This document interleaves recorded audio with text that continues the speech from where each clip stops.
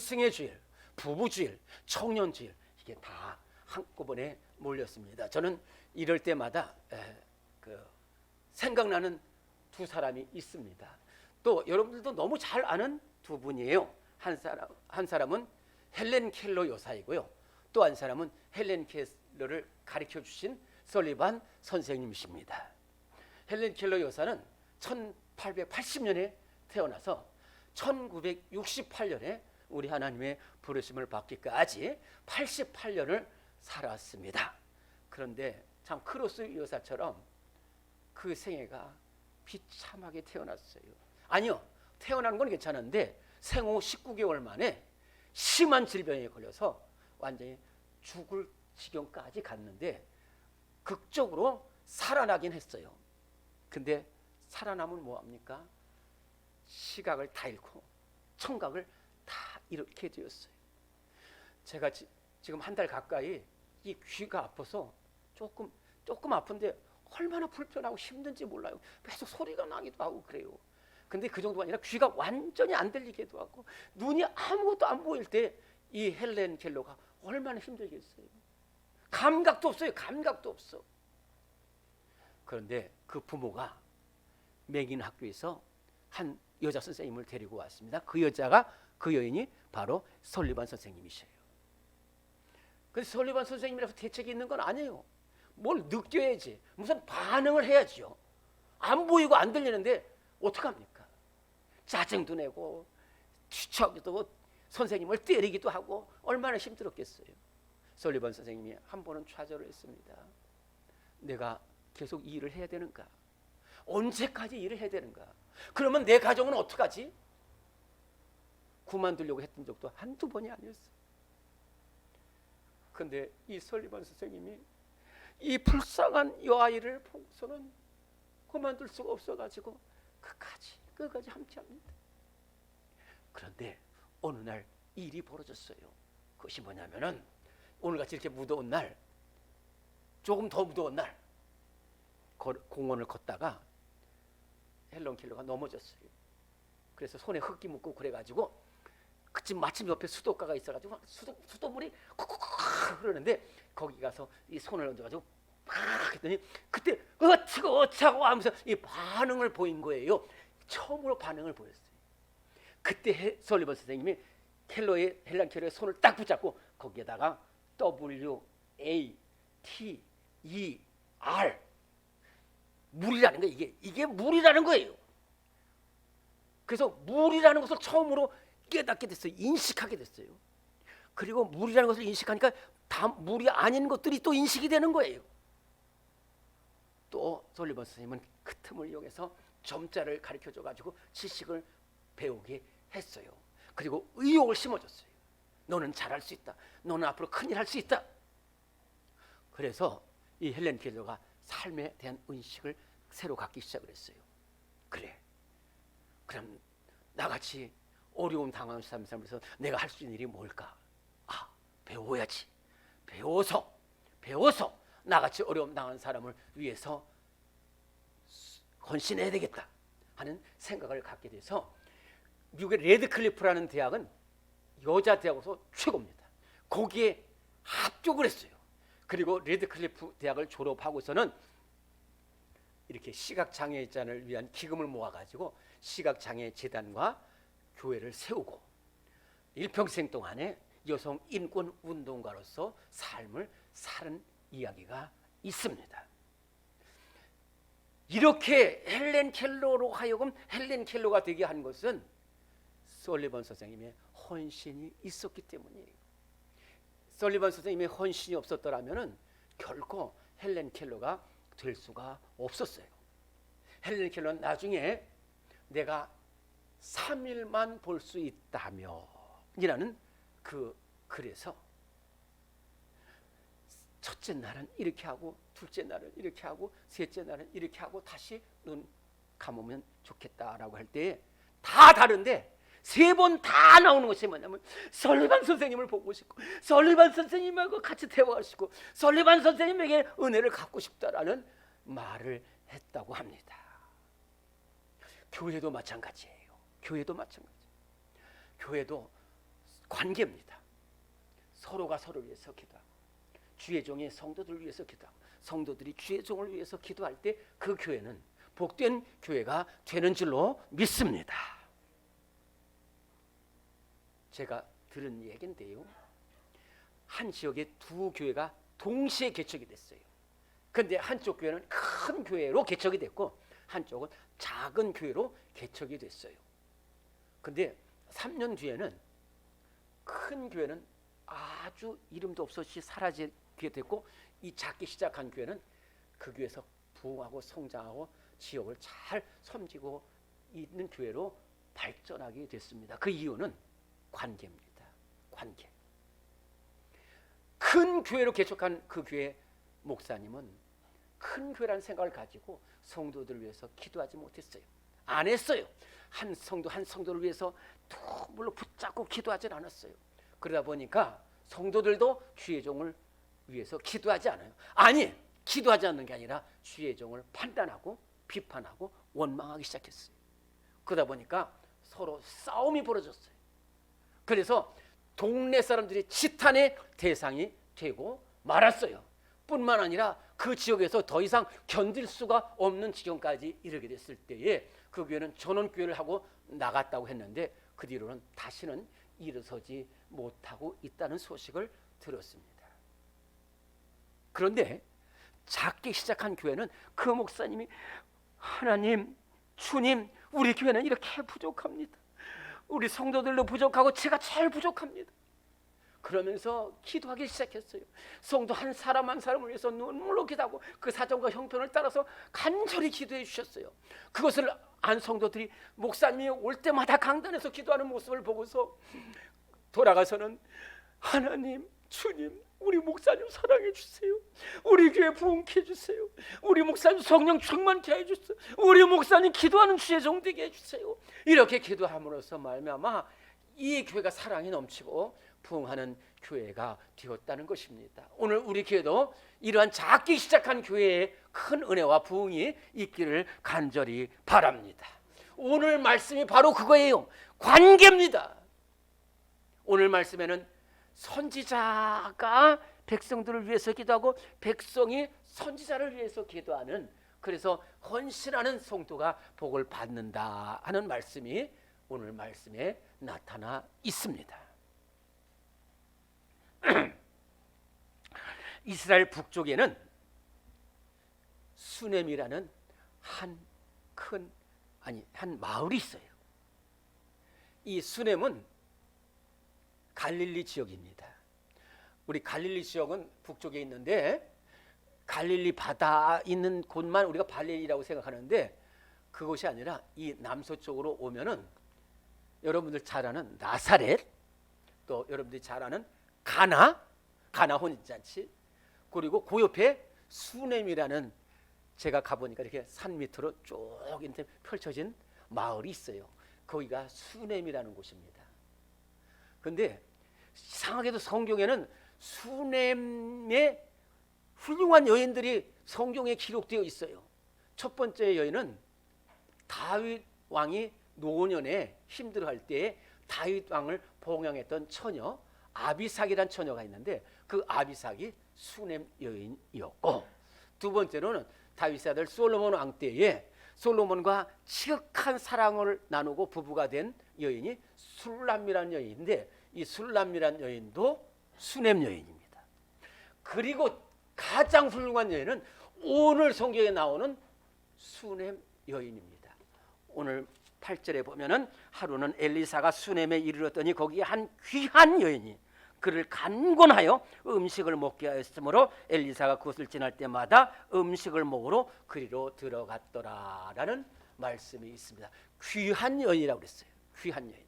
성경에 지금부터 이 엘리사 때가 지금부터 2700년 전 북이스라엘 여호람 왕 때인데요.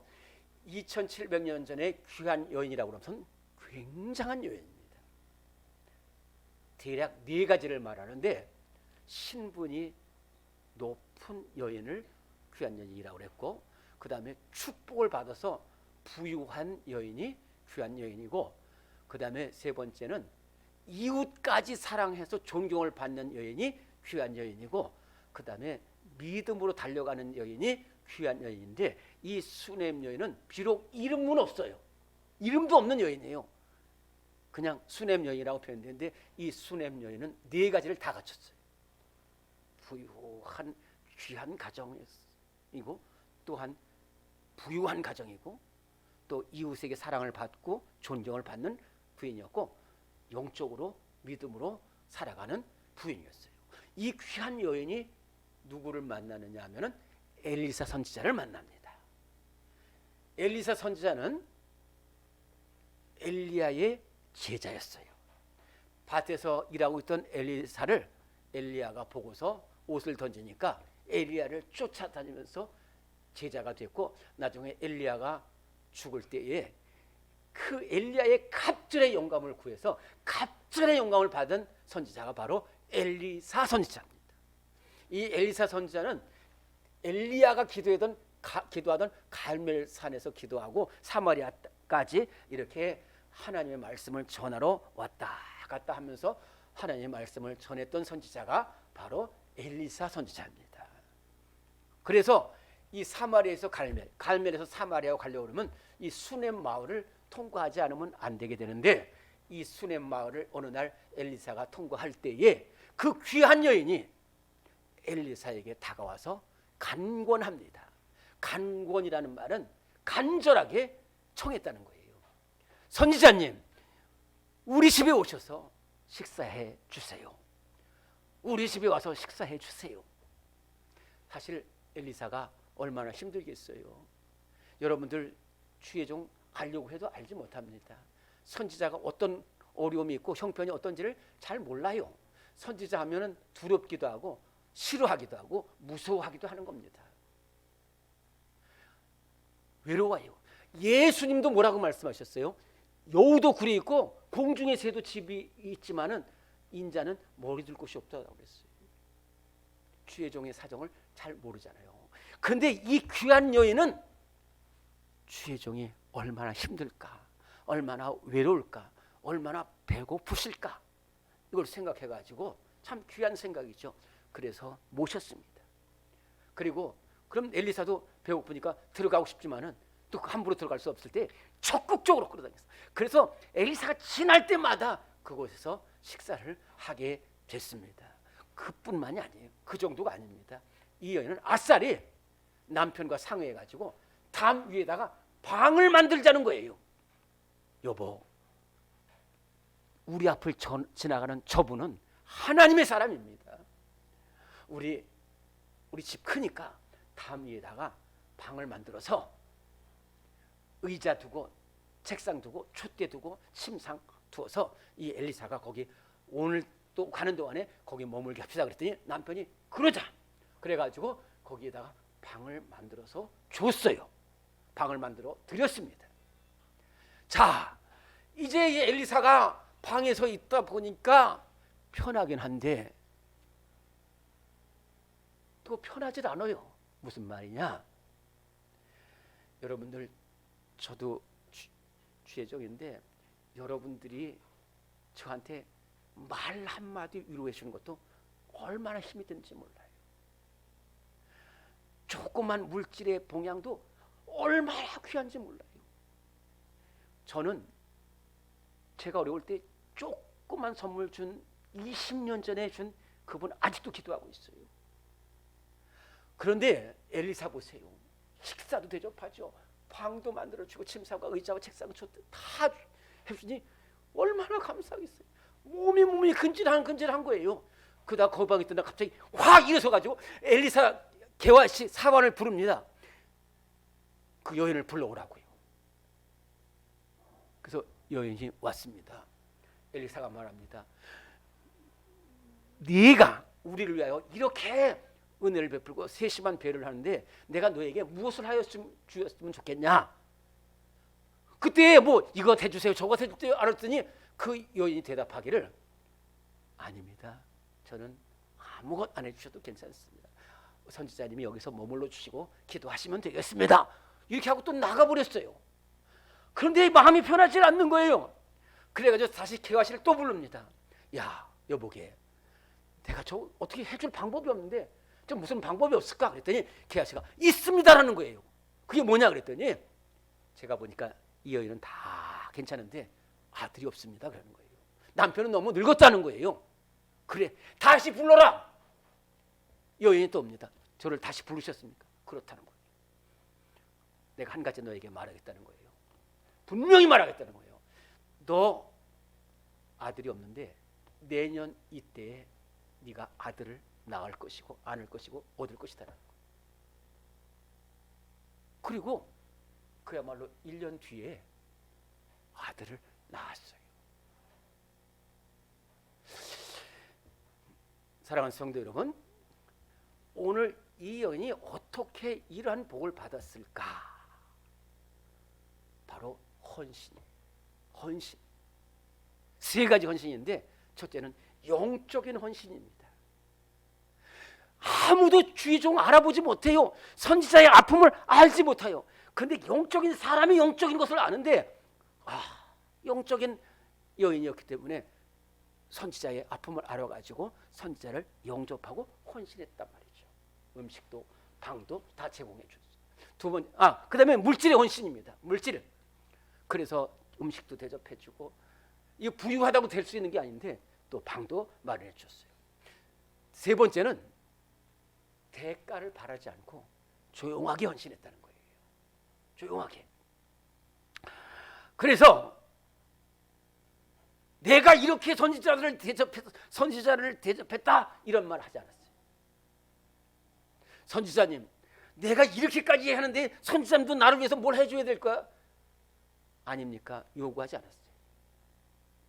선지자님, 어떻게 그렇게 모르십니까? 내가 아들이 없는데 좀 아들을 낳게 해주셔야 되잖아요. 이렇게 청원하지도 않았어요. 그죠? 하나님 충성한 거, 그저 충성한 거. 그런데 그저 충성하고 헌신했는데 이 여인이 세 가지 복을 받았어요. 첫째는 아까 말씀드린 대로 아들을 얻는 복을 받았다는 거예요. 그것은 사람이 할 수 있는 게 아니잖아요. 엘리사가 너무너무 고마운 거예요. 어떻게 하면 이 여인에게 은혜를 갚을까? 주의 종이 가만히 은혜만 받고 있을 수는 없다. 어떻게 하면 이 여인에게 은혜를 갚을까 생각하다가 기도하고 그러는데 결국은 하나님께 기도함으로써 하나님께서 아들을 주셨잖아요. 그것이 첫 번째 복이에요. 두 번째 복은 이게 참 여러분들에게 말씀을 드리기 어려운데 두 번째 복은 그 아들이 죽었다가 살아나는 복을 받게 됐어요. 그 내용이 이래요. 좀 복잡한데 제가 간단하게 말씀을 드릴게요. 아기를 얻었잖아요.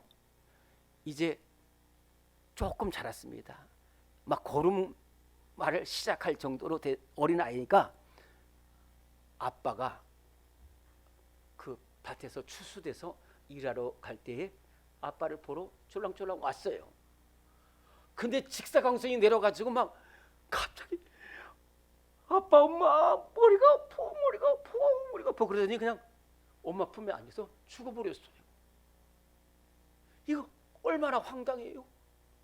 내가 뭘 아들 탈라고 그런 것도 아니었는데 죽었는데 또 그 아들이 죽었으니 얼마나 당황됐겠어요. 그런데 참 놀라운 것은 그 수냄 여인이 진짜로 믿음의 여인이에요.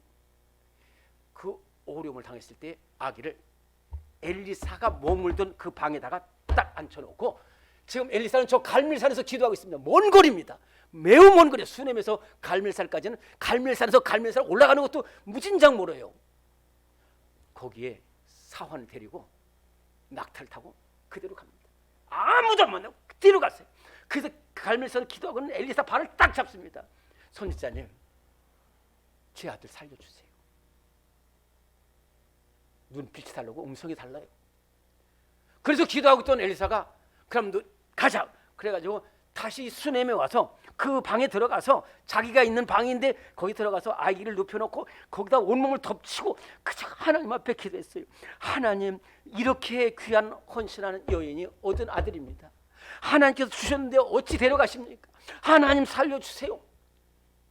얼마나 간절히 기도했는지 이 아기가 기침을 하더니 다시 살아난 줄로 믿습니다. 근데 우리가 생각할 때 목사님 뭐 그게 죽었다가 살았다가 죽은 걸 다시 살린 것이니까 그저 그런 것이고 본전 아닙니까? 근데 천만에요. 이 여인은 그 과정을 통해서 살아계신 하나님을 만났어요. 분명한 믿음을 갖게 됐어요. 죽은 자를 살리기시도 하고 죽이기시도 하는 하나님을 만나서 결코 흔들리지 않는 믿음의 여인이 되었다 하는 것입니다. 세 번째로는 기업과 물질의 복을 또 받았어요. 이 뒤에 열왕기하 8장에 나오는데요. 이렇게 아들을 얻고 또 죽었다가 다시 살아나는 아들을 얻고 얼마 뒤에 이스라엘 나라에 극심한 흉년이 들게 됐어요. 얼마 동안 흉년이 들었느냐? 7년 동안 흉년이 들었어요. 이 엘리야 때 3년 반 비가 안 와도 얼마나 힘듭니까? 근데 2배. 근데 이것을 엘리사는 알았어요. 엘리사는 알았어요. 그래가지고 이 엘리사가 그 자기가 아들을 낳기 기도한 그리고 살려준 그 여인을 또 만나게 됐을 때에 말합니다. 여인 내 말 들어봐라. 지금부터 7년 동안 이 땅에 큰 흉년이 들 것이니까 너희는 여기 있지 말고 가족과 함께 다른 곳으로 일단 가라는 거예요. 그리고 7년이 지나면 돌아오라고 그래서 그 권고대로 이 여인이 7년 동안 블레셋 땅에 거하다가 7년 만에 돌아옵니다. 돌아와서 보니까 모든 게 무너졌어요. 헝클어졌어요. 누가 누군지 모르고 누가 내 땅을 뺏어갔는지도 모르는 거예요. 그래서 왕 앞으로 막 찾아갑니다.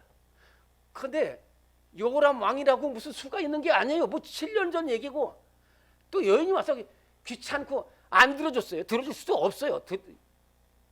그런데 이 여인의 헌신이 역사를 일으킵니다. 어떻게 되느냐? 그 왕 앞에 엘리사의 사환 게하시가 있었어요. 그 게하시가 이 여인을 잘 압니다. 그래서 왕 앞에 가서 왕이시여 제 기업과 땅을 되찾게 해주세요. 그랬는데 왕이 들어주지 않으려고 그러는데 게하시가 말합니다. 폐하, 이 여인은 귀한 여인입니다. 제가 모시고 있는 엘리사 선지자가 늘 잘 대접했고 엘리사 선지자가 기도해서 아들까지 얻게 했었습니다. 그런데 그 아들이 죽었는데 또 다시 살려짐을 받았습니다. 이 여인이 그 여인이고 이 아기가 그 아기입니다. 그랬더니 요람 왕이 깜짝 놀라는 거예요.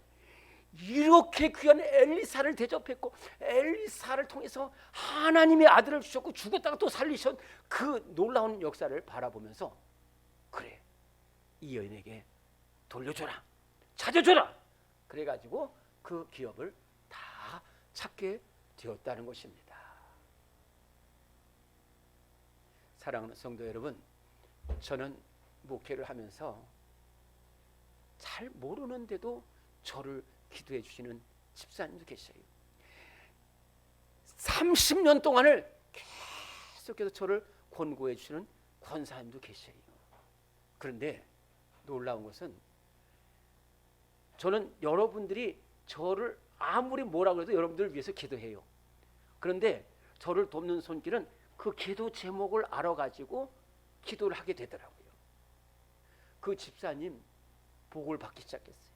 가족이 복을 받고 원장으로는 병원도 복을 받기 시작했고 권사님 두 딸은 아주 결혼을 잘해서 복을 받고 있습니다. 우리 교회가 이 수넴 여인이 엘리사를 위해서 헌신하고 엘리사가 이 수넴 여인을 위해서 기도하는 이러한 놀라운 역사가 오늘 우리 교회에 나타날 수 있기를 간절히 바랍니다. 주의 종을 위해서 기도하고 주의 종이 성도들을 위해서 기도하고 성도들 간에 서로를 위해서 헌신하고 기도하는 교회가 될 때 우리 교회가 헌신하는 성도의 복을 받고 또 믿음으로 승리하는 복된 교회가 될 줄로 믿습니다.